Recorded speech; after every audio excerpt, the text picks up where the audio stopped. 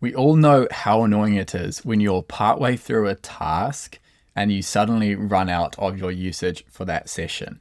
And then your eyes water as the API costs chew through your monthly budget. So today I'm going to share with you a few quick tips that you can apply now so that you can limit that happening again in the future. And that's going to be across using Cowork mostly, as that's the most applicable place in construction because we deal with large amounts of documents, drawings, and then context is important for our workflows.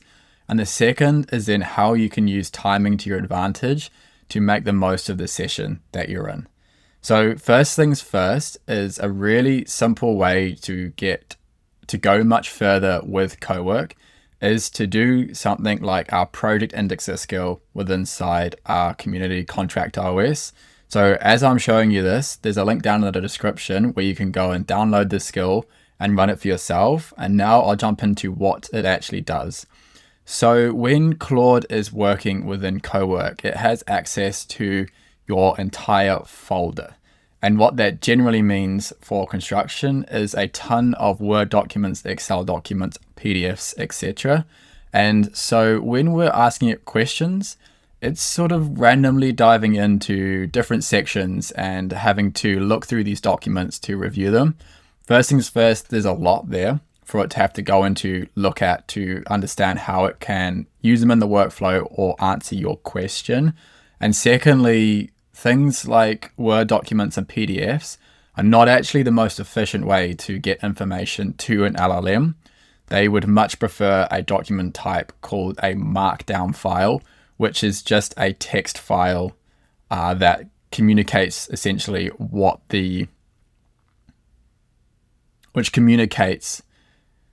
which is a much more efficient way to communicate to an LLM. And I'll show you what one of those is. So first things first, this is the project I have connected to my Cowork here. And you can see it has all of the folders in there. Now, normally that would be it. It can do stuff in here and that's completely fine. But every time we ask it a question, like I was just saying, it's going to go through all of those to try and figure it out. So the number one thing we can do is make it really easy for Cowork to have some basic background information on the project, as well as know where to go when it needs to get more information in the future. And the way we do that is, in this instance, what I have done is run the project indexer skill that's inside of our community contract OS.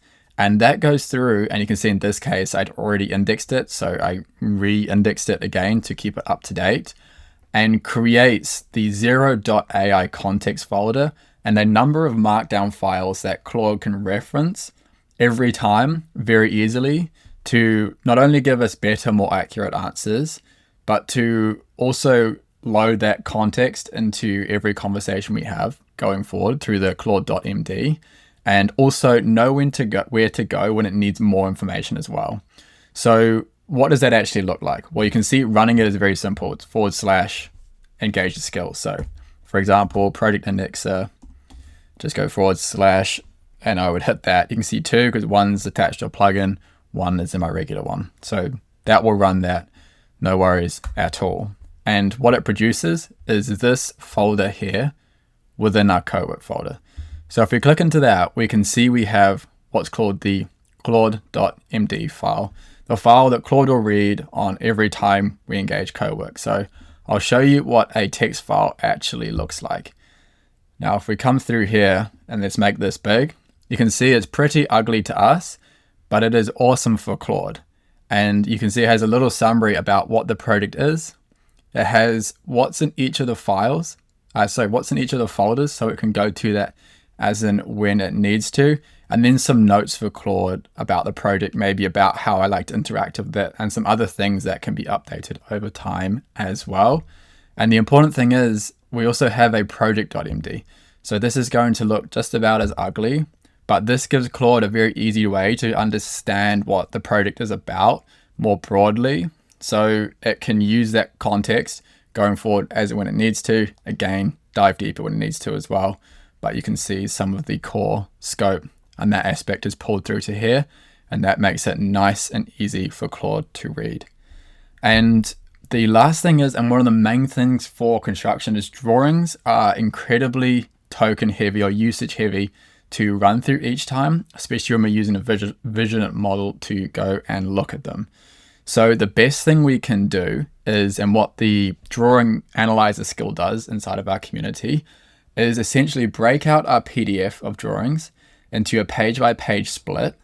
And then each one of those has a number of different ways that Claude can essentially read that, but do it once up front. We front load this, and you can see here it creates a few different kinds that it can roll through in terms of the JSON, PDF, PNG, etc. And then for each one of those, what we actually want is in this drawings folder. So first things first, we have our drawings.md file, our drawings markdown file.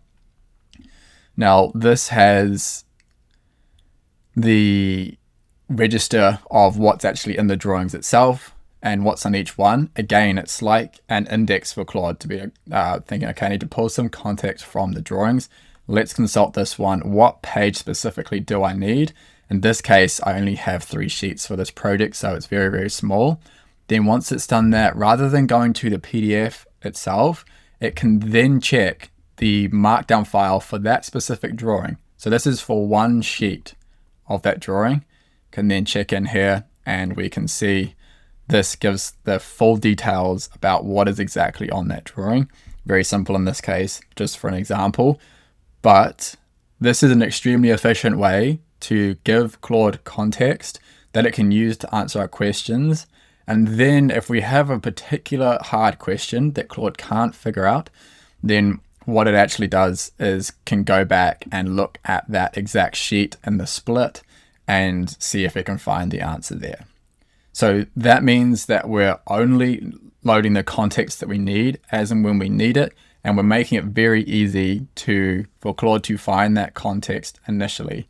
And that concept's called progressive disclosure. So progressive disclosure of context, it only goes deeper when needed. Similar situation is true, for example, if we ask a question on the contract and it's not in the summary that we needed it, Claude can then go to this folder. It knows what's in it from claude.md and then find the exact answer we needed. So it's a much more efficient way to get there.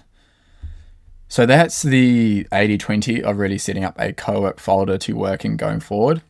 Obviously, that only gets you so far. So now we've done that and we're working in Cowork going forward because that gives us much more context to work with in our workflows.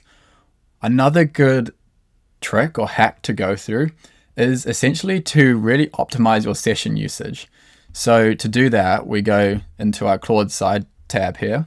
We go down to here, hit settings, and then down to usage. And you can see the way Claude splits up its usage is in sort of 5-hour sessions-ish, and then a weekly limit. Now, what I find is I will occasionally hit the session limit when I'm using Claude a lot for a particular task. And then only sometimes will I actually hit that weekly limit.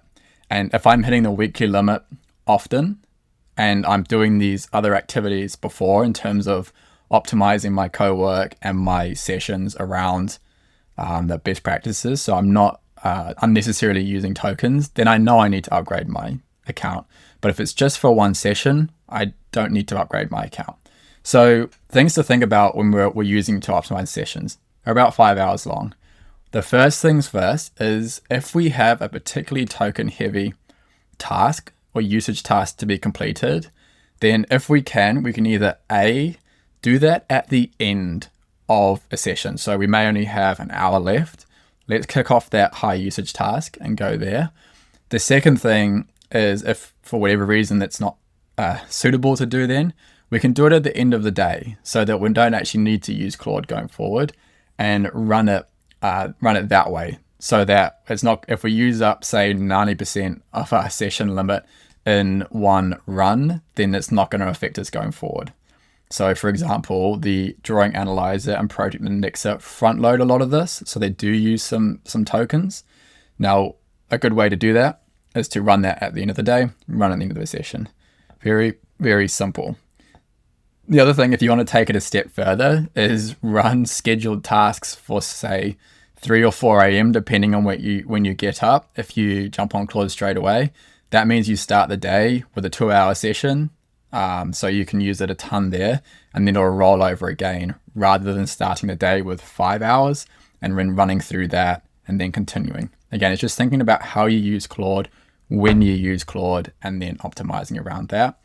And that's the best way I found to do it. Obviously, there's some other quick things that we should be doing. Like every time we start a new task in Claude, make sure we're actually putting that into a new chat. Also, we're using the right model for the right time. So I'm partway through this, I can't change this now. Sonnet is a great model, all-round model, to be able to do a lot of the grunt work, particularly for things like the project indexer skill, where it doesn't really involve any reasoning as such. It's purely going through and seeing what's there and producing the output. When we're using Opus, the higher model, that is exactly for that case where you want AI to really think things through and come up with a sort of iterate to get to the right answer type thing. So Sonnet will do part of that, absolutely. Opus is really for those cases where we really want it to go to that extra stage and use that better model as well. Now, also, if we have quick Google searches, Google searches as such, where we don't need any big context and it's just a quick answer, then not using Cowork, using Claude Chat and the Haiku model will be the better option there as well. So it's thinking through what's the right thing for the right time. And really, when you combine all those together, that will help you save a lot of usage and really doesn't affect the output that much at all. You can still make it incredibly useful. So to sum that all up, when we're running in Cowork, we're making sure we have an index folder using, say, the project indexer skill and a drawing analyzer skill. So Claude can easily access the information it needs when necessary. The second is we optimize around our usage time. So think about our session limits and how we can ensure we're getting the most out of each one there. And the third one and the last one is to make sure we're starting new chats so we're not loading all this unnecessary context in before. And we're also using the right model for the task and not just using Opus for everything, even the simple things. And then when project context or a large amount of context is not necessary, then we're not using Cowork. We're actually just doing that in its own chat window using a simple model like Haiku. And that should significantly help you cut down the amount of times that you do actually run out of usage. Now, the link to Contract OS is in the description. We have unlimited one-on-one coaching calls in there as well. So I'd love to see you on one of those. And I look forward to seeing you in the next video.